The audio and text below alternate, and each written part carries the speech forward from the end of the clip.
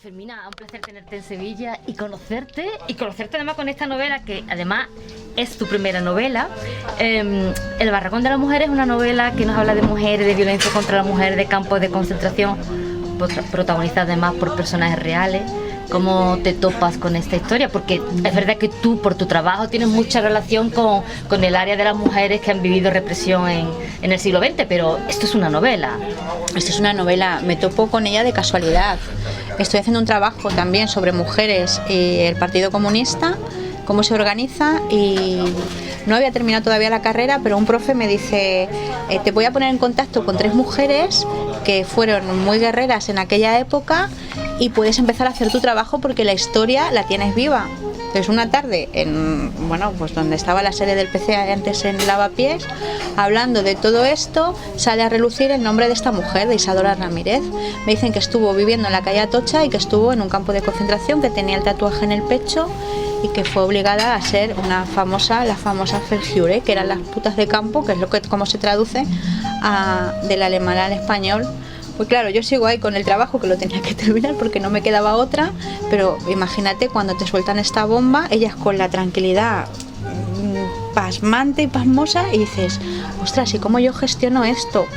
Entonces sigo y empiezo a tirar del hilo, pero por el hecho de querer saber qué pasó fundamentalmente con esta mujer, porque yo ya me la encuentro y ya había muerto, había fallecido unos poquillos meses antes, y era la necesidad de querer saber y qué pasa con este campo, porque yo sí que sabía que los nazis tenían planes para las mujeres y sobre todo para Ravensbrück, que era pues poner en práctica una red de trata y cómo iban a gestionar lo que eran los prostíbulos y empezar a mover mujeres a otros campos de concentración.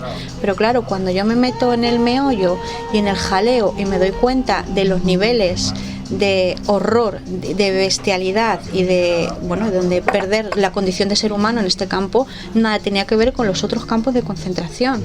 Entonces pues empieza la locura de intentar contactar con las que quedaban vivas, que en España solo quedaba una, de intentar sacar testimonios de las que habían estado en el campo de concentración ejerciendo la prostitución, y de ahí fraguar todo lo que podría haber pasado esta mujer, porque yo ya la tenía muerta y no tenía su testimonio de primera mano, y hacerla pues como la representante de todas las que pasaron por los prostíbulos y por el Barracón de las Mujeres, que era así como se llamaba el prostíbulo.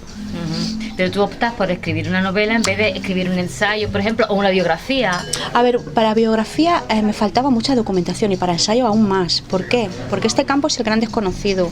Este campo tenía la peculiaridad que yo pienso que por el hecho de ser mujeres no somos tan importantes como los hombres, y si tú llegabas, eras mayor de 50, 55, menor de 8, o ibas embarazada y se te notaba, no te registraban.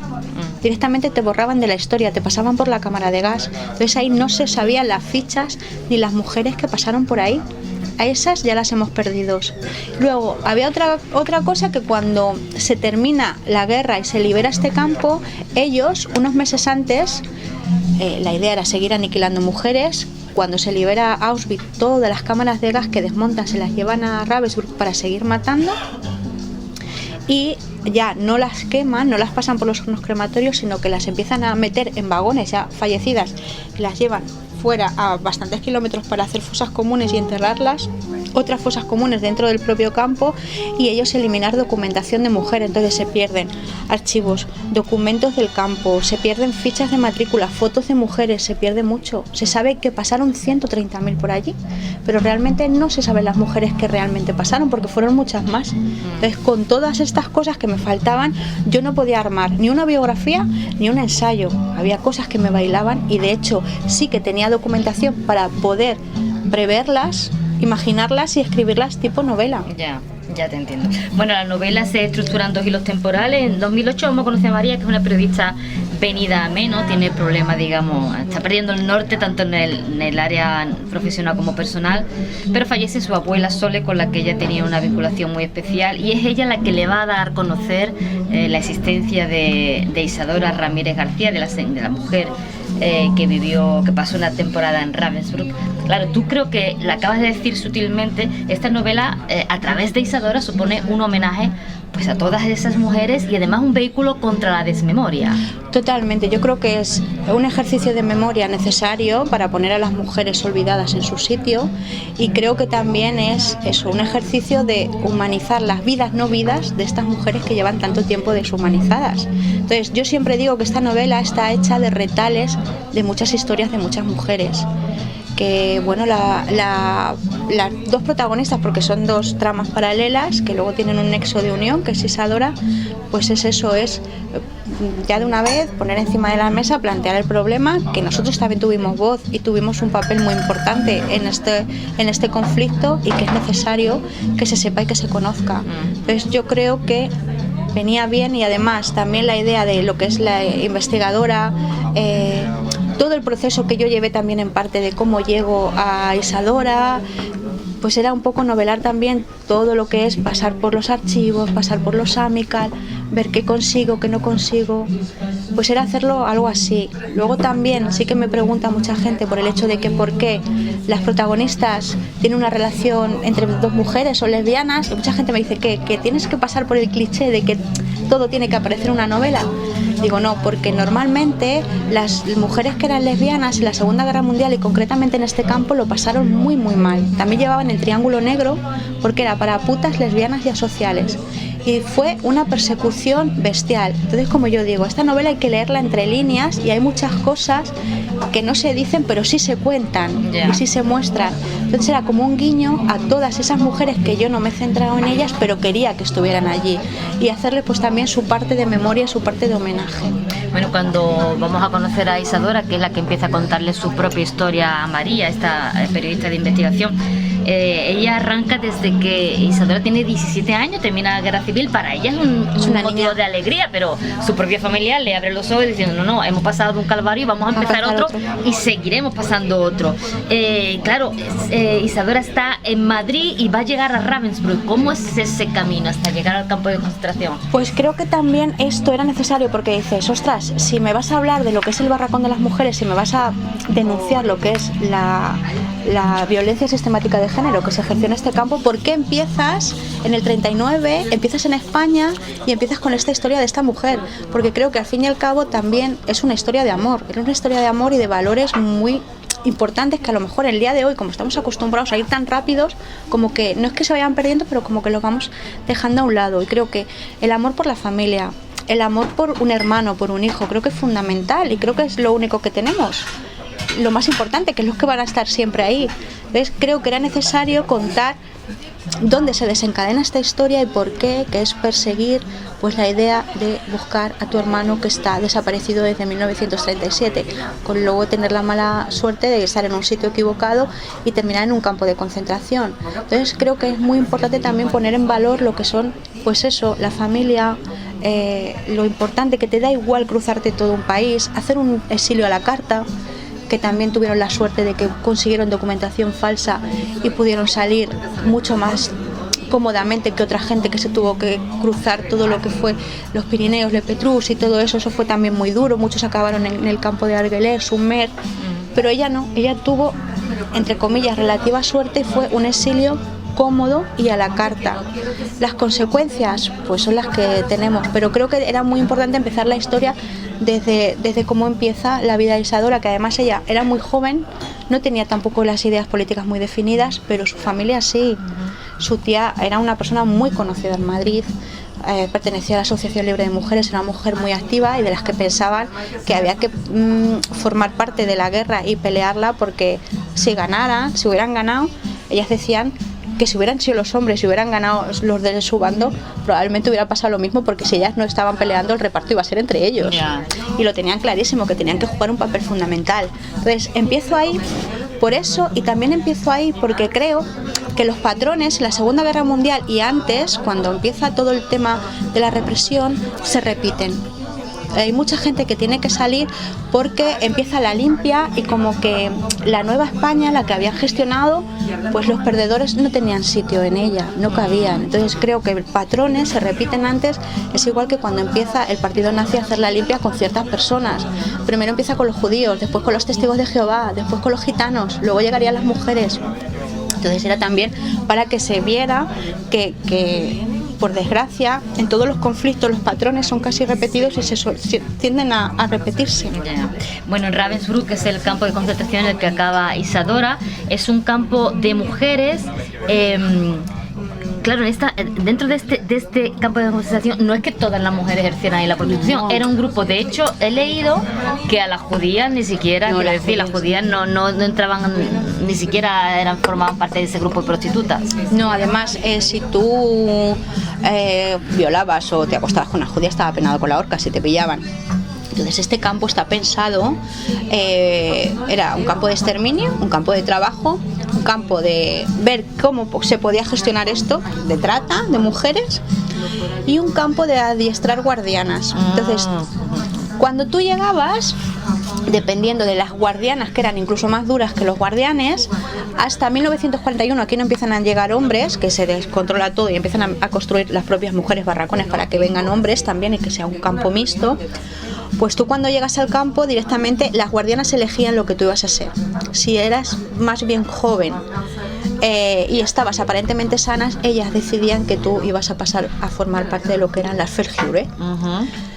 Otras lógicamente hubo mujeres, por ejemplo, españolas como Neus Catalá o Elisa Garrido, que estuvieron en ese campo y no formaron nunca fueron, ni se les propuso nunca ser, todas las que pasaban allí no pasaban por los prostíbulos, eran las que elegían ellas y las que tenían la mala suerte. Entonces una vez que tú pasabas el primer control y el ver dónde te iba a tocar, empezaba pues el horror más inmenso y más duro. Te cosían el triángulo al pijama, automáticamente pasabas por una revisión ginecológica, ya habías pasado previamente por la que pasaban todas. Después de la revisión empezaba el despioje, porque a ti no te cortaban el pelo, a las que no iban a ser prostitutas normalmente se lo solían rapar, pero a las prostitutas, a las que iban a ejercer la prostitución no, el despioje, y luego la cuarentena, la desinfección, y la parte más dura era la iniciación, que les llamaban ellos, que después de pasar por todo ese trance, tatuarte, perder tu nombre, ya no tatuarte tu número de matrícula en el antebrazo, sino en el pecho, con esas palabras y el triángulo. Después de toda esa denigración llegaba que cuando habías pasado por todo eso, te daban, algunas decían, con las que conseguía hablar, que eran polacas, decían: recuerdo todavía el olor de aquel jabón que me daban para lavarme, lo bien que olía, y luego me daba cuenta de las consecuencias de ese olor tan bueno. Entonces les daban un jabón, luego les ponían como un camisón muy transparente con un algodón muy finito, las pasaban a otro barracón, que normalmente eran altos mandos que no estaban ni en ese campo, y ellos decidían si podían servir para estar en los burdeles o no.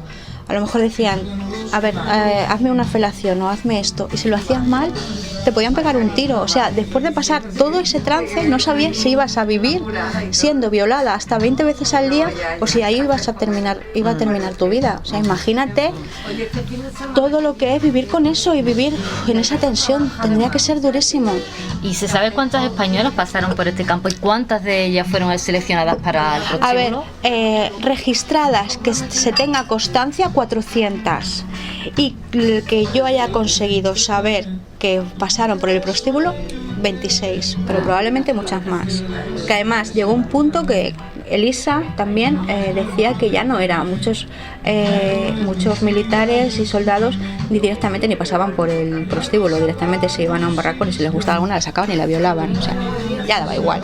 Entonces muchas, a lo mejor mujeres españolas, no pasaron por el prostíbulo, pero sí que las violaban. Ya. He estado mirando en un plano de Ravensbrück. Hay un área que se llama Uckermark. El Uckermark. ¿Qué es eso? A ver, es un campo muy pequeño, que estaba hecho de barracón, eran barracones también, que se anexionó, y era donde utilizaban a las más jóvenes, que las reclusas les llamaban las reinas de las trincheras, se supone que para curar a los homosexuales arios. Entonces eran gente, niñas de 15, 16 años, muy jóvenes, que no entraban a los prostíbulos, no estaban tatuadas, pero las utilizaban para eso. Vale. Más adelante también empiezan a utilizar a las reinas de las trincheras de Luckerman para hacer lo que eran las fiestas, orgías que ellos utilizaban para ver si estas mujeres habían curado a los homosexuales. Llevaban a los homosexuales, a estas niñas y algunas mujeres que ya no pasaban directamente por el prostíbulo, sino en 1943, 42, 43 cambian las cosas. Algunas las tatuaban y a otras no. A las que no tatuaban, las directamente no pasaban por el prostíbulo, las llevaban a como si fueran sus concubinas, ¿vale? A las preferidas. Sí. Entonces, a estas fiestas estaban las chicas de Luckerman, los homosexuales, y ellos les llamaban las perras, a las nuevas, a las que no iban tatuadas. Entonces eran, pues, orgías, denigración, era una bestialidad. Y esto no solo se hace en Ravensbrück, se repite en algunos otros campos. Y eso era, pues, a mí cuando me empiezan a hablar de esto, me empiezan a contar testimonios de estas, me recuerda mucho a la película, no sé si la habrás visto, a la película Portero de Noche. Pues se la he visto hace ya mucho tiempo. Pues habla de eso, de lo que eran los prostíbulos más duros y más lujosos dentro de los campos de concentración. Entonces cuando te lo describían decías, ostras, estoy viendo las escenas de la peli. Es terrible. Bueno, imagino que muchas de estas mujeres quedarían embarazadas, obviamente, pues no había método, no había nada. ¿Qué pasaba con ellas? Pues si tú te quedabas embarazada, pasabas directamente a los pabellones de experimentación. A ellas les llamaban las conejas y experimentaban con sus hijos y con ellas.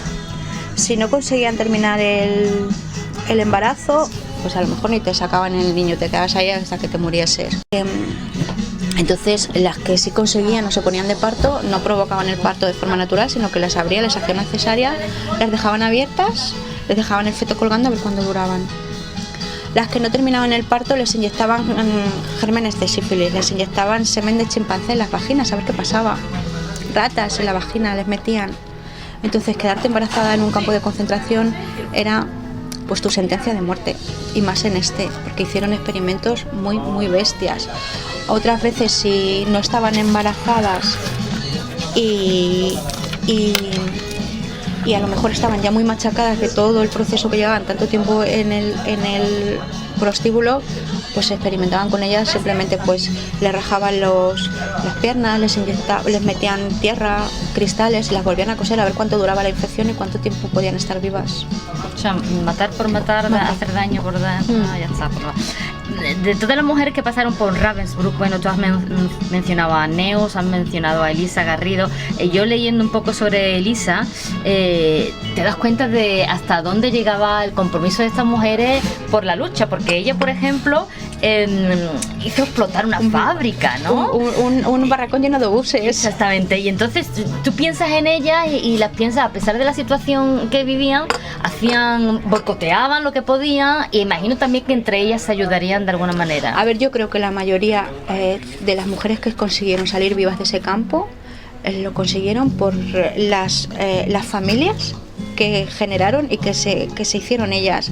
Se llamaban hermanas, cuidaban las unas de las otras, y luego también eran mujeres muy peleonas, como te he dicho antes, Isadora era una cría y no tenía conciencia política, pero estas mujeres sí. Estas mujeres venían de una guerra que la habían, como Teresa, su tía, que la habían peleado, la habían perdido y tenían ganas de seguir ganando, y había que ganarla como fuera. Entonces, aparte de generar familias, ellas generan pequeños grupos de resistencia muy bien gestionados y consiguieron muchas cosas en ese campo.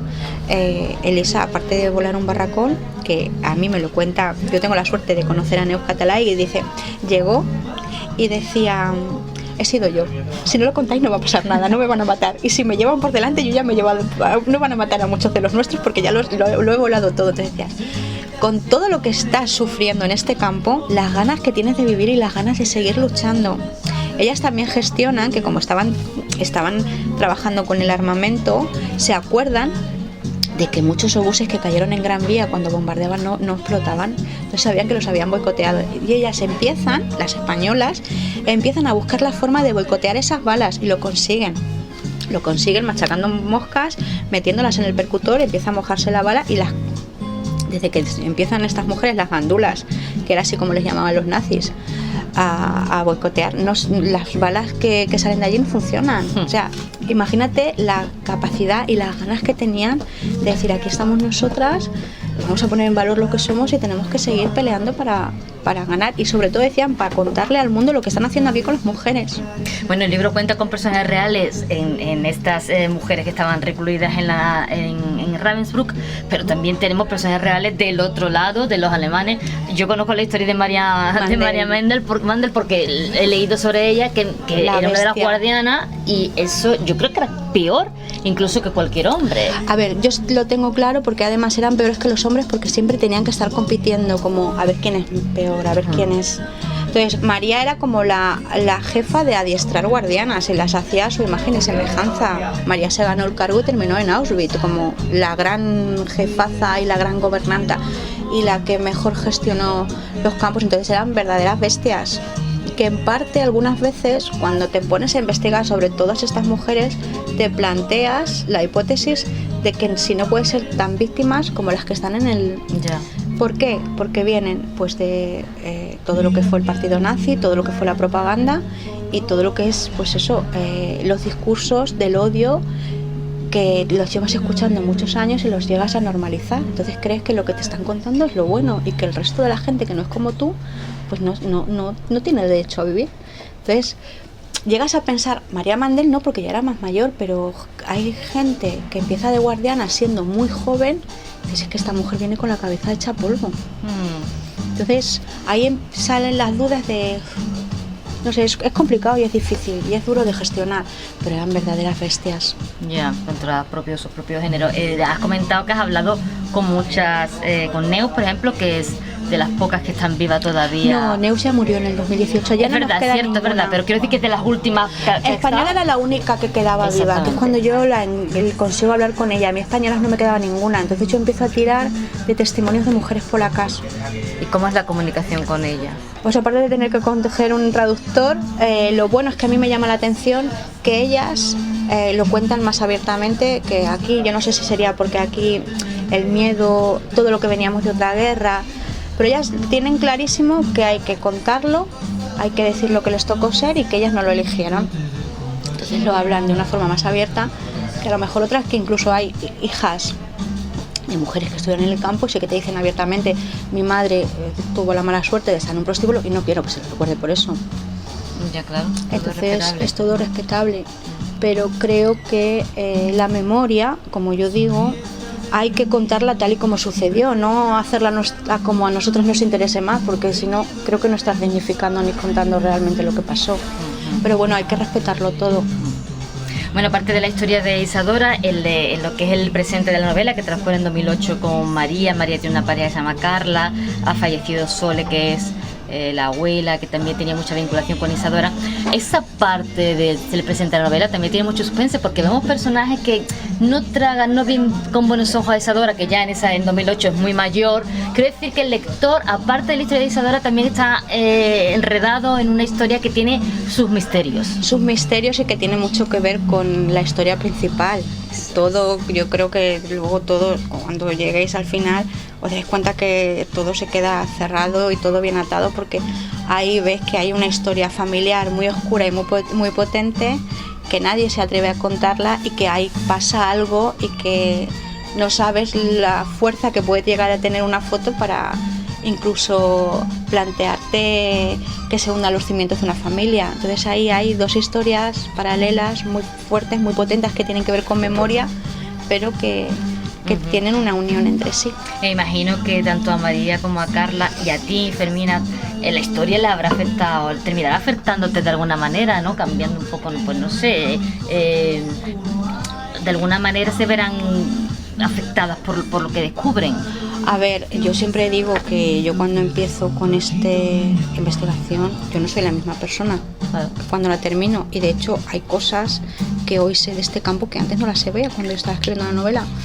Entonces es algo tan bestia que tu cabeza, aunque se ponga a imaginar, no puede llegar a pensar lo que sucedió y cómo era la vida de estas mujeres, con todo lo que lees, con todo lo que te cuenta, que dices, ¿cómo gestiono yo esto para ser completamente respetuosa, para no caer en el morbo y para que tú como lector me entiendas y que las acompañes en todo el proceso que es esta novela, que además es un proceso de eso, de acompañamiento, de que estés en sus penas, en sus alegrías, que también las tuvieron, en sus, yo qué sé, sus duelos, en todo. Ese era, pues eso, y no eres la misma persona, no puedes ser la misma persona. Ya como última pregunta, Isadora, ¿tú sabes si tiene descendiente? ¿Llegó a tener descendiente? Por preguntarte si alguien ha sabido de esta historia. La única persona, yo llego a esta mujer por la que te digo, se llamaba Carmen Patón, vivía en Alicante, ya murió, era muy mayor. Y era la única que tenía relación. Piensa que Isadora llega en 1945 otra vez. No te voy a contar qué pasa, vale, porque si no me lo cuentes. Entonces la única que queda viva es ella. Y esta mujer se perdió. Sí que tenía muy buenos amigos, que son los que me ponen a mí. Y hay ciertas fotos que estábamos hablando con ella que, por respeto, no te las enseño, pero por respeto a todo, pues se quedan en petit comité. Y se acabó. Es el problema que yo siempre digo, el problema de estas historias y de esta memoria es que el tiempo no juega a nuestro favor. ¿Por qué? Porque nos estamos quedando sin ellas. Claro. Y habrá muchos nombres que se pierdan y que nunca se puedan recuperar, porque Isadoras hubo muchísimas. Bueno, Fermina, muchas gracias por atenderme. La novela estoy disfrutando porque a mí me gusta mucho leer sobre los campos y lamentablemente sobre esa desgracia, pero me gusta, así que la estoy disfrutando. Te agradezco mucho que hayas venido a Sevilla, que tengas mucha suerte con esta primera novela. Gracias a ti.